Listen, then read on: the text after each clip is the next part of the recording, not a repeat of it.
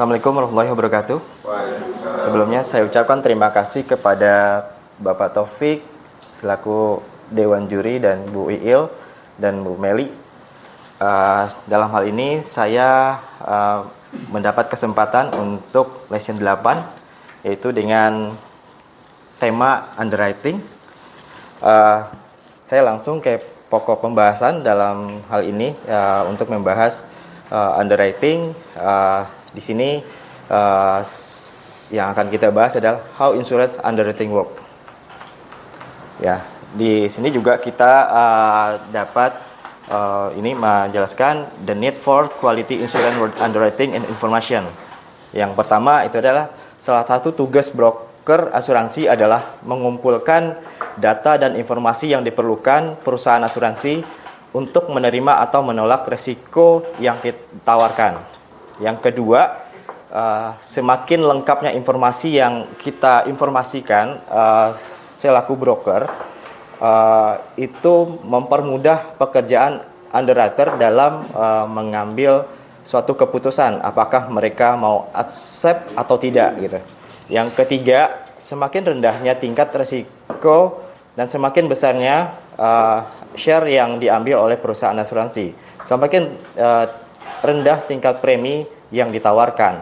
Yang keempat, semakin cepat dan semakin lengkap akan mendapatkan prioritas dari asuransi. Yang kelima, kualitas underwriting informasi menunjukkan kualitas perusahaan broker asuransi. Ya, yang selanjutnya itulah definition of insurance underwriting. Underwriting asuransi adalah cara perusahaan asuransi mengevaluasi suatu risiko yang ditawarkan oleh suatu broker. Dalam hal ini kita selaku broker memberikan penawaran ke pihak asuransi dalam berbentuk placing dan data-data yang lengkap, dan itu akan mempermudahkan si underwriter dalam memberikan konfirmasi. Dan di sini juga underwriter juga membantu perusahaan asuransi untuk memutuskan apakah akan memberi jaminan pertanggungan kepada seseorang atau bisnis atau tidak sama sekali gitu. Jadi yang di sini kan underwriter atau underwriting merupakan istilahnya sebagai orang yang penentu dalam pengambil keputusan di dalam suatu asuransi dalam pengambilan akseptasi. Dan di sini juga who are the underwriters? Ya, di sini underwriter itu adalah seorang profesional atau tenaga ahli yang sudah terlatih melakukan proses underwriting, yaitu dengan menganalisa, yaitu menghasilkan keuntungan untuk si asuransi. Makanya si pihak underwriter di sini memang mempunyai peranan penting di dalam suatu asuransi, karena dia pekerjaannya tidak hanya sekedar mengunderwrite, tetapi juga yang sudah di bold juga di slide ini, untuk menghasilkan keuntungan pihak asuransi, bukan hanya sekedar mengunderwrite, tetapi juga yang lebih pentingnya adalah menghasilkan keuntungan untuk asuransi. Dan di sini juga orang-orang yang menjadi underwriter itu adalah yang sudah mempunyai gelar, yaitu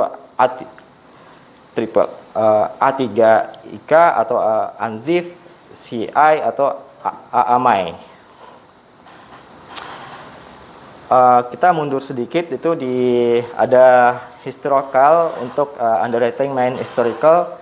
Ketika resiko itu dipresentasikan, dibagikan ke Cafe Lloyd, resiko tersebut disajikan seperti placing. Mungkin zaman dulu itu kita pernah, yang ditampilkan di slide ini adalah contoh-contoh placing zaman dulu ya. Mungkin ada sebagian dari teman-teman di sini belum mengalami mengirim placing pakai fax, dan jawabannya juga dikirim lagi by fax. Ini ada contoh dari placing zaman dulu. Mungkin sekarang sudah canggih dengan pengirim placingnya dengan menggunakan email, dan saya rasa untuk kedepannya juga akan selalu berubah gitu loh dengan placingnya. Sekarang by email, mungkin kedepannya cukup dengan by aplikasi. mungkin ya untuk next ke depannya, beberapa tahun ke depan itu akan jauh lebih mempermudah dalam orang membutuhkan proses asuransi ini dan akseptasinya. Nah, yang selanjutnya itu how can the underwriter generate profit? Jadi apa keuntungan yang bisa diberikan oleh si underwriter untuk mendapatkan keuntungan?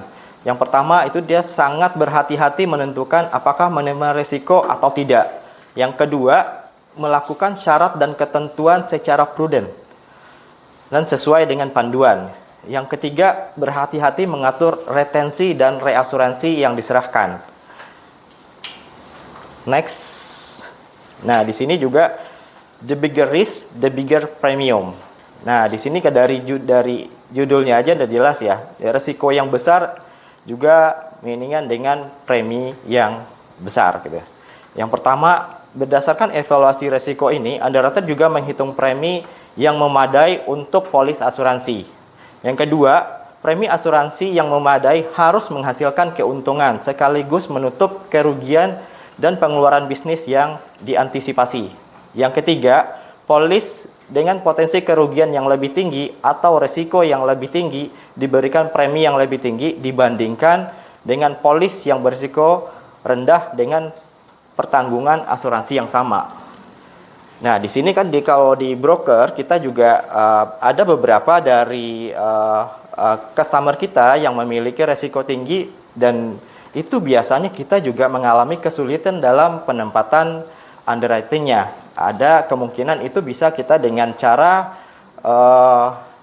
coins, nah, terdiri dari beberapa asuransi, dan hal ini itu dianggap berisiko tinggi.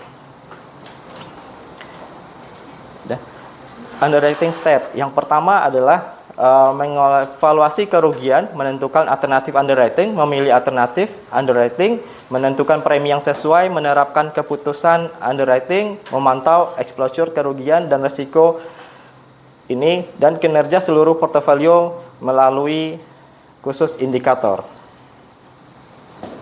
Evaluasi loss exposure yang pertama adalah informasi untuk mengumpulkan tentang exposure kerugian tertanggung. Yang kedua, underwriter harus memahami kegiatan operasional dan karakter calon klien.